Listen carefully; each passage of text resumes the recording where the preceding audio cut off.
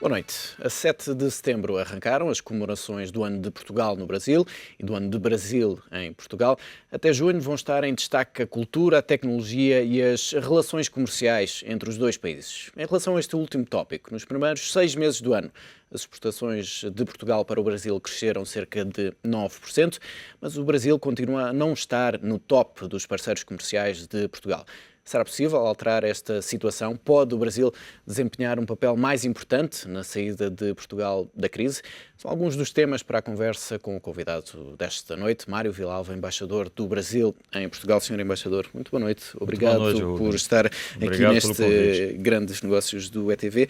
Começo por lhe perguntar, relativamente às exportações de Portugal para o Brasil e do Brasil para Portugal, o que é que se pode fazer para que esta relação seja mais forte e para que o Brasil, de facto, possa estar no top 5 dos parceiros comerciais de Portugal? Olha, efetivamente, se nós olharmos o nosso comércio bilateral, ele é muito pequeno para o tipo de relação que o Brasil e Portugal possuem há séculos. Nós desenvolvemos um enorme capital político na nossa relação, temos um afeto enorme entre os dois países, mas, de fato, o nosso comércio bilateral nunca chegou a ter a dimensão que possui a relação política entre os dois países. Mas isso eu acredito que se deve basicamente a dois fatores. Em primeiro lugar, o fato de que a demanda portuguesa por produtos brasileiros é relativamente pequena, dado o tamanho da economia portuguesa. Da mesma forma, a oferta portuguesa para o Brasil também é relativamente pequena, tendo em vista a dimensão não tem expressão. Da economia portuguesa. Não é que não tenha expressão, é relativamente pequena, é um fato. O segundo fato é que nós ainda praticamos algumas barreiras tarifárias e não tarifárias entre os dois países. Isso porque nós obedecemos aos nossos blocos econômicos. O Brasil é membro do Mercosul e o Portugal é membro da União Europeia. Então, cada um desses blocos tem a sua regra tarifária e, portanto, ainda há uma série de tarifas que impede um aumento do comércio bilateral. Obviamente que nós temos algumas fórmulas para superar esses obstáculos.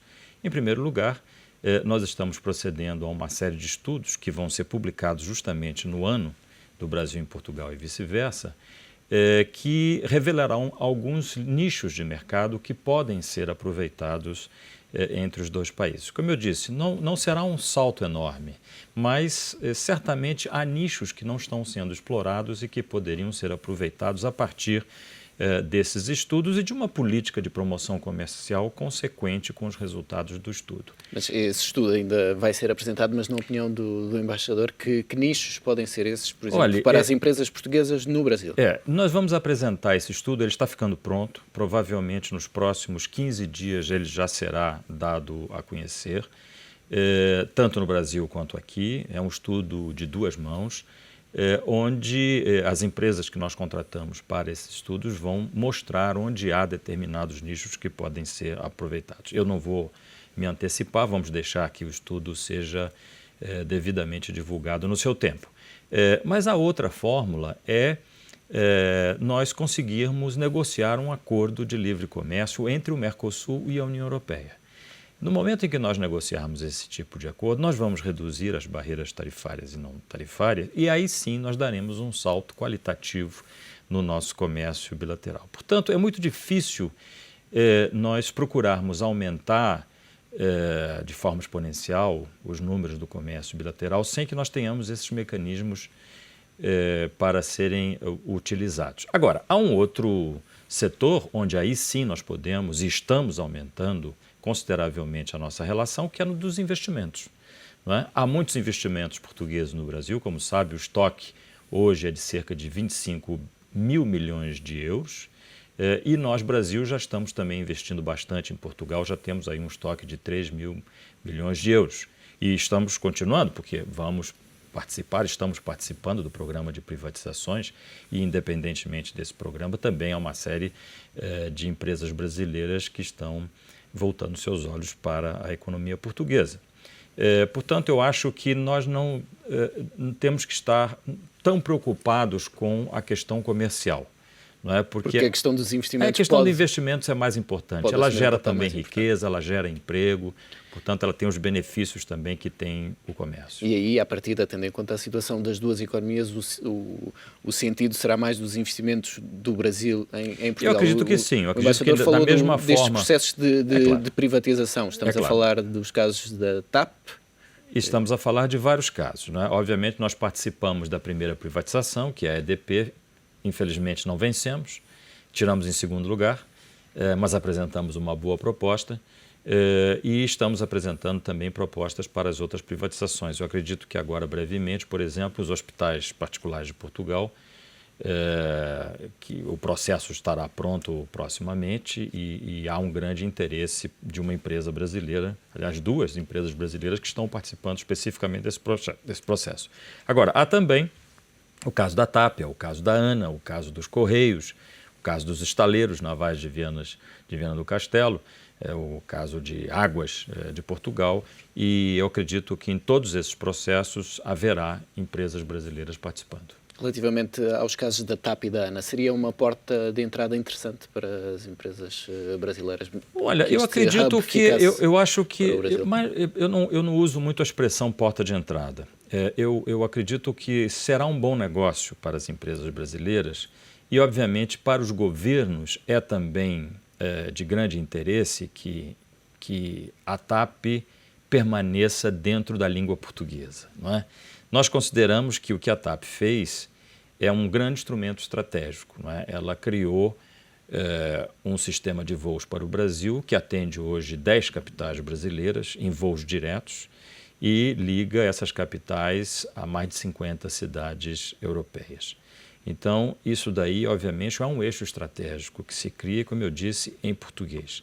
Então, não interessaria ao Brasil, e acredito que também a Portugal, que esse eixo fosse parar em outro país. Quer dizer, que saísse de Lisboa e fosse parar em outro país. Obviamente que há um grande interesse em que o hub, não é? Da TAP seja mantido em Lisboa e, portanto, continuemos a falar português nesse eixo. Mas, obviamente, que aí é sempre bom lembrar que os governos não compram nada e não vendem nada. São as empresas privadas que hoje fazem os grandes negócios.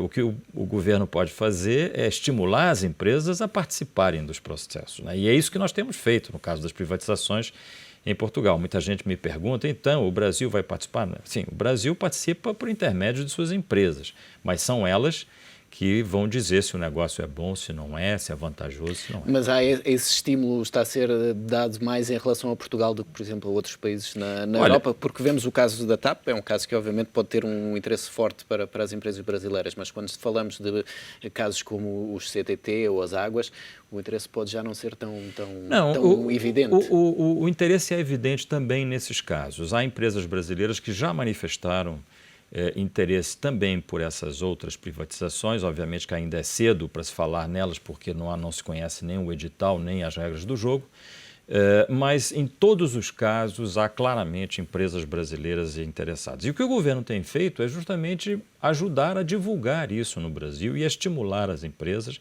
para que participem do processo em Portugal, na medida em que o governo brasileiro acredita em Portugal e acredita na economia portuguesa. Obviamente que o Brasil também tem investimentos em outros países europeus e tem relações comerciais muito sólidas com a Alemanha, por exemplo, com a França, com a Itália, com a Espanha, mas no momento há um foco em cima de Portugal, até porque, pela própria condição dos ativos, há, obviamente, oportunidades que devem ser aproveitadas. A crise é sinónimo de oportunidades, não é? Toda crise traz oportunidades, num sentido e no outro, não é? Eu acho que nós passamos por isso também no Brasil. A nossa última crise com características semelhantes a esta de Portugal foi em 98, 99. Tivemos que fazer um ajuste fiscal no país e superamos a crise, não é? E o país voltou a crescer de forma saudável, como nós estamos vendo hoje em dia. Portanto, a crise é sempre uma oportunidade, né? Mas quando se fala de uma ajuda que o Brasil pode dar a Portugal, ainda hoje o presidente Fernando Henrique Cardoso dizia que o Brasil pode dar, de facto, algum horizonte de esperança a Portugal. É mais neste sentido, de facto, do investimento brasileiro em empresas portuguesas. Não é tanto acreditar que os empresários portugueses podem ir para o Brasil e podem vingar no Brasil, ou que os trabalhadores portugueses podem procurar uma vida diferente também. Olha, no uma Brasil. coisa não exclui a outra. Eu não gosto muito da expressão ajudar. Eu acho que o Brasil pode colaborar com Portugal neste momento de dificuldades. E nós temos feito isso. E a presidente Dilma disse isso, afirmou isso já em várias ocasiões. Nós temos feito, por exemplo, muito em prol de um aumento dos contatos comerciais e dos contatos na área de investimento. Nós temos dado um sentido de urgência a toda a nossa cooperação, tudo aquilo que os nossos chefes de governo acordam fazer, nós temos procurado dar um sentido de urgência a essas medidas entre os dois países. E também temos acolhido muitos portugueses no Brasil. No ano passado, nós demos mais de 2.000 vistos de trabalho para portugueses e este ano, provavelmente, este número vai aumentar ainda mais. Isso porque, de fato, há oportunidades no Brasil para as empresas estrangeiras, especialmente para as empresas portuguesas e para os portugueses que conosco dividem uma bela língua e uma mesma cultura e um mesmo jeito de ser. Mas têm surgido algumas dificuldades para portugueses que vão para o Brasil, nomeadamente no que diz respeito às equivalências dos diplomas. Acredita que essa questão será, Olha, de pode ser fato, resolvida? eu acho que sim, a questão pode estar, de fato, sendo resolvida. O que ocorre é que as equivalências são feitas pelas universidades. E as universidades no Brasil têm a sua autonomia garantida pela Constituição. Então, o governo não pode interferir muito, o governo não pode dar ordens à universidade para que faça isto ou aquilo. O que nós temos feito é procurado fazer com que os reitores das universidades brasileiras e das universidades portuguesas se encontrem para encontrar um meio termo que possa satisfazer o anseio de profissionais portugueses e até mesmo de profissionais brasileiros que estudaram em Portugal e que tiveram seus títulos em Portugal. Portanto, necessitam da mesma forma ter esses títulos reconhecidos no Brasil. Isso é tanto mais verdade quando nós, por exemplo, nos lembramos que a presidente Dilma lançou no ano passado um programa chamado Ciências Sem Fronteiras, pelo qual o governo brasileiro vai conceder 75 mil bolsas para estudantes e pesquisadores brasileiros em áreas puramente técnicas. Nós estamos falando aqui em engenharia, ciência da saúde, etc. E o setor privado complementará essas 75 mil bolsas com mais 25 mil bolsas. Portanto, é um programa que mais ou menos aí anda à volta de 1,5 mil milhões de dólares. É um programa que terá tem um valor significativo e pelo qual muitos brasileiros virão estudar em Portugal, né? Não será só Portugal, vão para os Estados Unidos, para a Alemanha, para a China, para o Canadá, para vários outros países. Portugal foi incluído dentro do programa como mais uma prova da confiança e na qualidade do ensino português. Mas o fato é que haverá muitos estudantes que estarão vindo para cá que terão que ter seus títulos reconhecidos no Brasil. Portanto, há por parte do governo brasileiro um interesse muito grande em regularizar essa situação do reconhecimento de títulos. Agora, isso é um passo. Depois há o outro passo, que é preciso que esta pessoa que imigra para o Brasil obtenha um emprego no Brasil, não é? E que seja devidamente registrado na ordem, no bastião, relativo à profissão em que ele trabalha, que é outro passo, é outra burocracia. Infelizmente, nós temos a burocracia no Brasil, mas são passos necessários. Agora, o que é importante dizer é que há por parte da presidente Dilma, que já afirmou isso várias vezes, grande interesse em que esse assunto seja resolvido o mais rapidamente possível. Relativamente à situação de Portugal, que vive neste clima de austeridade, ainda ontem foram anunciadas mais medidas.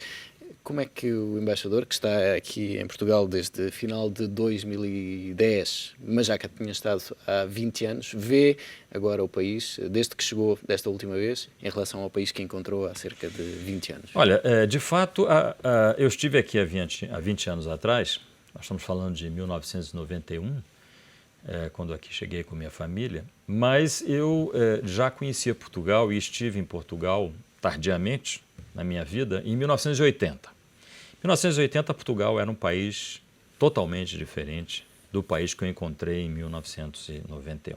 Então, em 91, eu já notei um salto qualitativo considerável na vida econômica do país, na organização do país, enfim.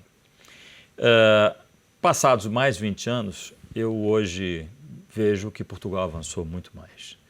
Eu acredito que a sua integração no espaço europeu, os recursos que recebeu da Europa foram muito bem aplicados. Eu tenho viajado por todo o país, tenho visto a infraestrutura que o país hoje exibe, as estradas, as cidades que estão muito bem arranjadas, muito bem pintadas, a estrutura hoteleira que o país tem, enfim, a estrutura de serviços de um modo geral, só é motivo, a meu ver, de orgulho para os portugueses. Portanto, eu não tenho dúvida nenhuma que no momento que Portugal ultrapassar essa crise, vai ultrapassar, pode levar um pouco mais, um pouco menos de tempo, mas certamente vai ultrapassar, inclusive porque não interessa a ninguém, não interessa aos portugueses e não interessa à própria Europa que isso se prolongue por muito tempo.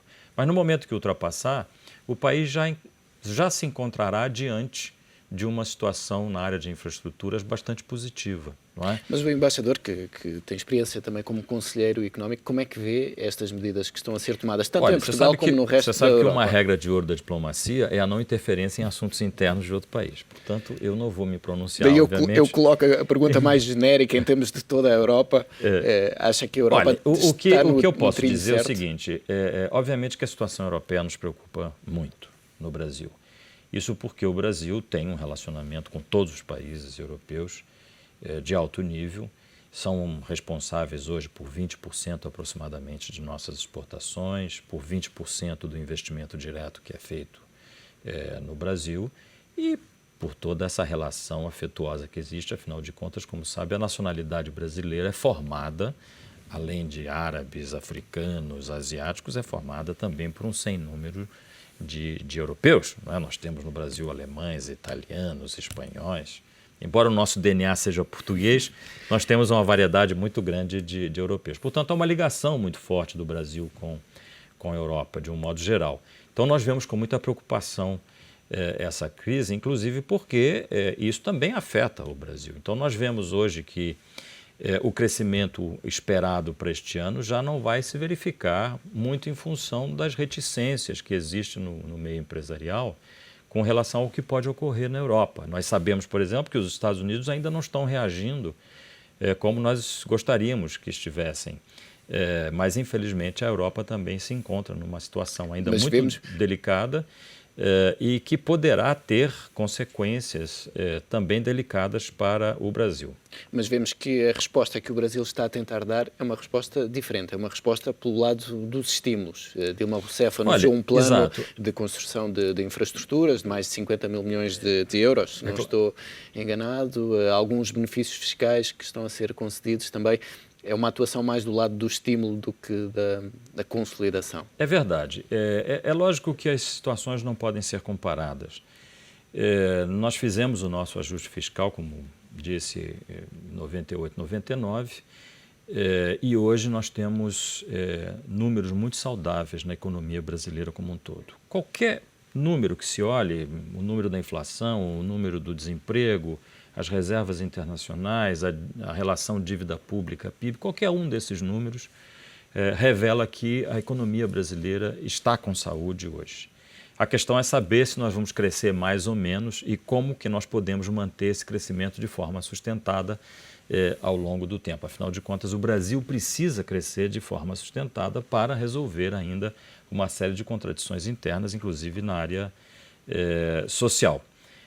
Mas eu acredito que, de qualquer maneira, é preciso ter muito cuidado com o que o país possa receber negativamente de fora. Agora, temos um mercado interno, né, de 200 milhões de habitantes, isso nos ajuda enormemente, por isso mesmo a presidente tem lançado uma série de medidas de estímulo ao consumo interno, mas também de estímulo a uma renovação da infraestrutura. Como bem disse, nós temos aí um programa que se chama Programa de Aceleração do Crescimento, da ordem de 350 mil milhões de euros, que deverá ser, na sua grande maioria, executado até 2014. E temos outros programas mais setoriais lançados recentemente, como, por exemplo, o Programa para a Recuperação de 10 mil quilômetros de ferrovias e 7.500 quilômetros de rodovias no Brasil. Então, há uma série de estímulos e programas que estão sendo lançados com vistas a contrabalançar um pouco a influência negativa que possa vir da crise externa. E esta crise externa está a afetar não só o Brasil, mas os outros BRICS. Acha que esta é uma era em que os BRICS já vão abrandar e vão ter de dar lugar a outros países que vão ser considerados, aí sim, os emergentes do momento? De fato, bom, nós temos os BRICS e temos os emergentes, que são em número maior do que os BRICS. No caso da América Latina, nós vemos, de um modo geral, que os países continuam crescendo a taxas bastante altas. Se nós olharmos ali mesmo os nossos vizinhos, vizinhos ao Brasil, nós vemos que o Paraguai, o Uruguai, não é, o Peru, a Colômbia, são países que continuam a exibir taxas de crescimento bastante altas, o que é muito positivo.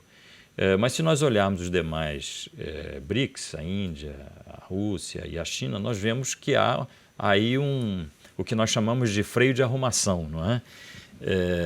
Portanto, são países que vão provavelmente crescer menos e vão ter que tomar medidas outras para retomar de alguma forma o crescimento econômico sustentado. Eu acho que a palavra-chave é essa, é o crescimento sustentado. O Brasil, durante muito tempo, ele cresceu e durante um ano, no ano seguinte crescia menos, no outro ano voltava a crescer, é o que nós chamamos de voo de galinha, não é? Nós temos que ultrapassar isso, nós temos que crescer a uma taxa aí de 4,5% ao ano, seria o ideal, mas que seja todo ano. Quer dizer, não interessa crescer a 10%, como aconteceu em 2010, que nós crescemos a 7,5% ao ano, mas no ano seguinte já descemos novamente para 2,7%. Então, não interessa esse tipo de comportamento, ele tem que ser estável, tem que ser um crescimento menor, até para evitar as pressões inflacionárias, mas que ele seja sustentado no tempo. Deixe-me regressar à situação de Portugal. Desde o início da década, muitos brasileiros vieram para Portugal. Essa é uma situação que se está a inverter agora, pela realidade que conhece aqui no terreno. Os brasileiros estão a regressar e já não veem Portugal como uma oportunidade. Olha, eu acho que o bonito da nossa relação é que, de tempos em tempos, a corrente muda, não é? Então, ora são os portugueses que vão para o Brasil, ora são os brasileiros que vêm para Portugal. Então, no momento, nós estamos assistindo, de fato, a um regresso de muitos brasileiros, sobretudo da mão de obra qualificada. Tendo em vista o tipo de dinamismo econômico que há hoje no Brasil, a demanda por mão de obra qualificada aumentou muito. E isso está fazendo com que muitos brasileiros que vivem fora do país estejam regressando para aproveitar as oportunidades econômicas. Então, pela mesma razão, há muitos portugueses no momento que encontram dificuldades aqui em Portugal e que procuram o Brasil, como procuram outros países, procuram Angola ou procuram a França, aqui do lado, para obterem oportunidades econômicas. Então, eu considero isso absolutamente saudável, né?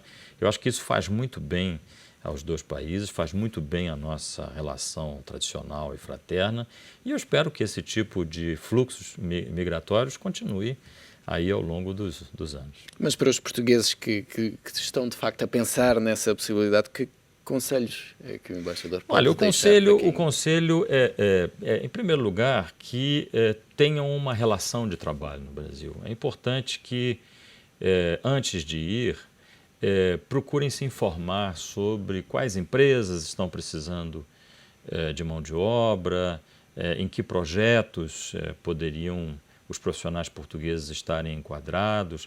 É lógico que todo e qualquer português pode ir ao Brasil sem visto, não é? Da mesma forma que os brasileiros vem para Portugal sem visto, tem a possibilidade de lá permanecer 3 meses, prorrogáveis por mais 3 meses a turismo. E nesse espaço de tempo pode também procurar se informar melhor e procurar empresas, procurar pessoas para ver a possibilidade de um emprego no Brasil.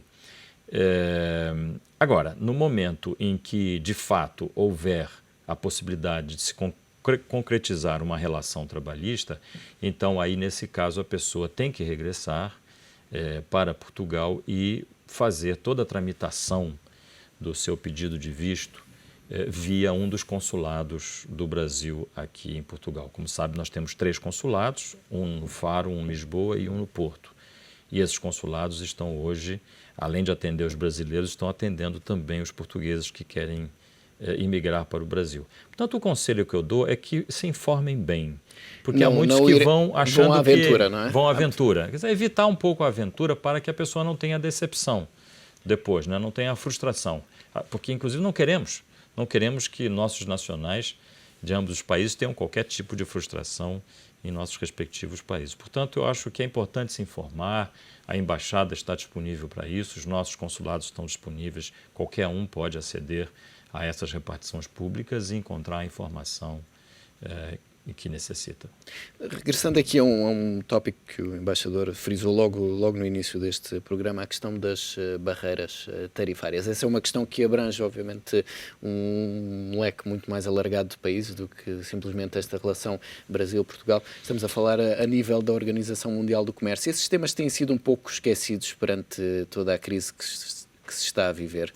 A discussão sobre uma nova Organização Mundial do Comércio com regras mais equilibradas. Olha, nós de fato temos hoje uma Organização Mundial do Comércio que funciona bastante a contento.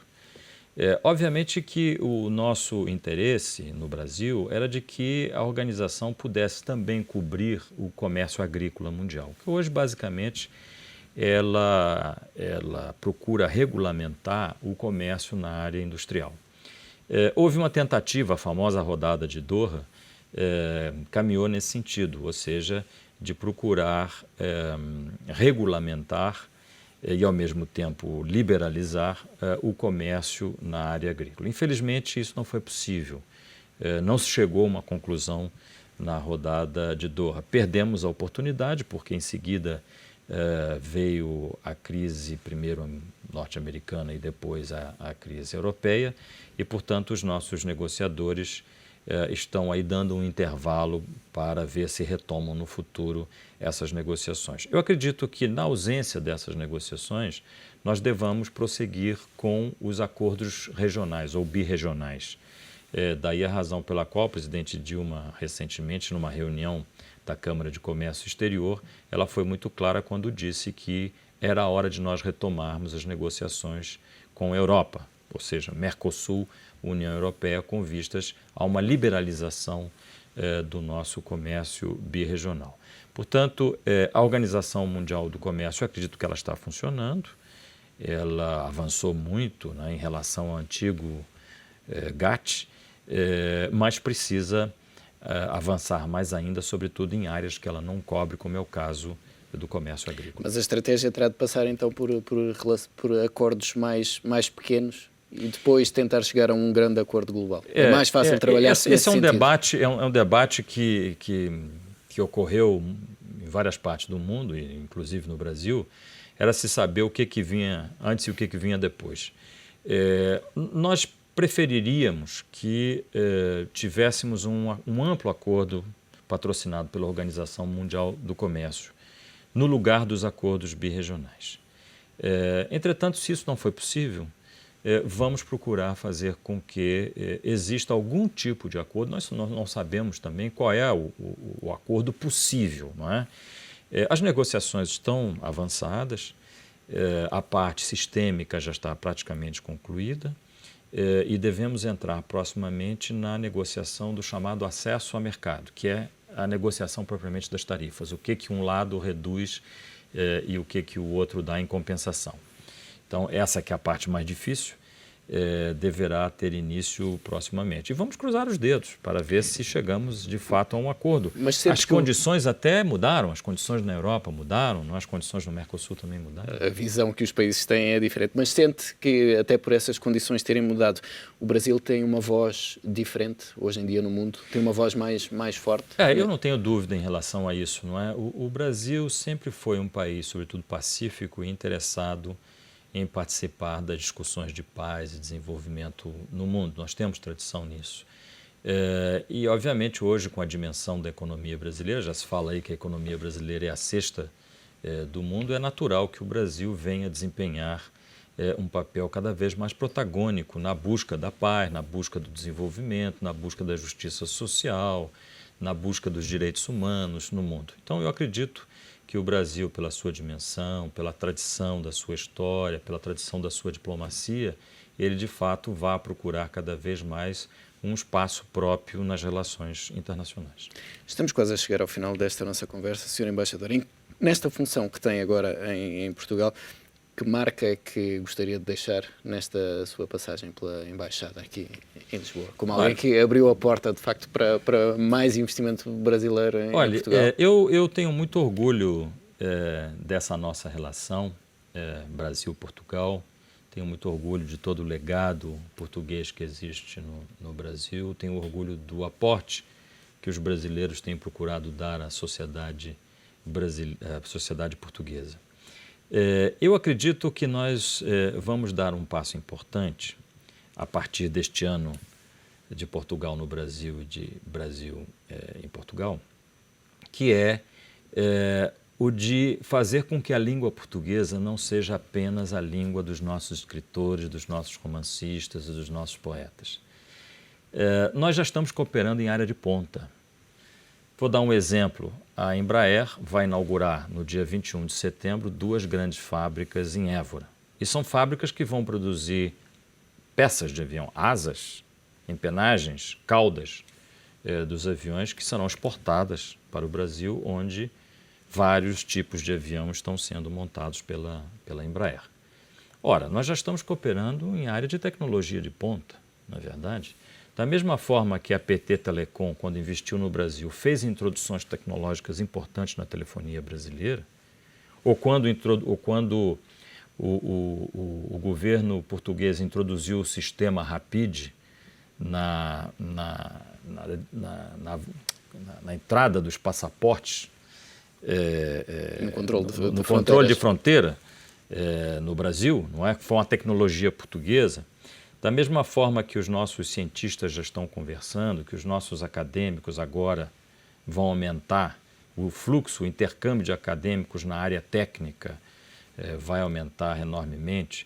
A previsão da criação de um laboratório luso-brasileiro na área de biotecnologia na cidade de Cantanhede, a cooperação na área de nanotecnologia a partir do laboratório ibérico de Braga. Portanto, nós já estamos fazendo com que o português não seja apenas a língua dos escritores, não seja apenas uma língua de comunicação da cultura. O português vai passar a ser também a língua dos nossos engenheiros, a língua dos nossos cientistas, dos nossos acadêmicos. Então, isto é todo um esforço que nós estamos fazendo para dar efetivamente um substrato econômico à nossa língua. E nós precisamos disso para que o português se consolide como uma língua mundial, uma língua universal. Então, eu acho que se na minha passagem por Lisboa eu puder ver este novo paradigma da língua portuguesa em funcionamento, eu saio daqui feliz. E quando se olha entre portugueses e brasileiros, há uma característica que salta sempre à vista. O estado de espírito brasileiro é naturalmente mais otimista, o dos portugueses mais surumbáticos. Acha que essa tendência vai acentuar-se ainda mais perante as situações dos dois países? Não acredito. Primeiro porque há muitos brasileiros que já estão morando em Portugal e estão trazendo também, como disse, um aporte positivo à sociedade portuguesa. Depois eu acredito também que Portugal vai paulatinamente se abrir à imigração e é natural que assim seja, afinal de contas, o crescimento demográfico do país dependerá de uma política mais ativa na área da imigração. Portanto, Eu não acredito que os portugueses sejam tão tristes assim, não é verdade, né? A maior prova disso é que quando juntam-se brasileiros e portugueses é muito difícil dizer quem é um, quem é outro. Senhor Embaixador, muito obrigado pela presença Muito neste obrigado. Grandes Negócios. Fica por aqui então a conversa sobre as relações entre Portugal e o Brasil. Voltamos a encontrar-nos noutra oportunidade no Grandes Negócios.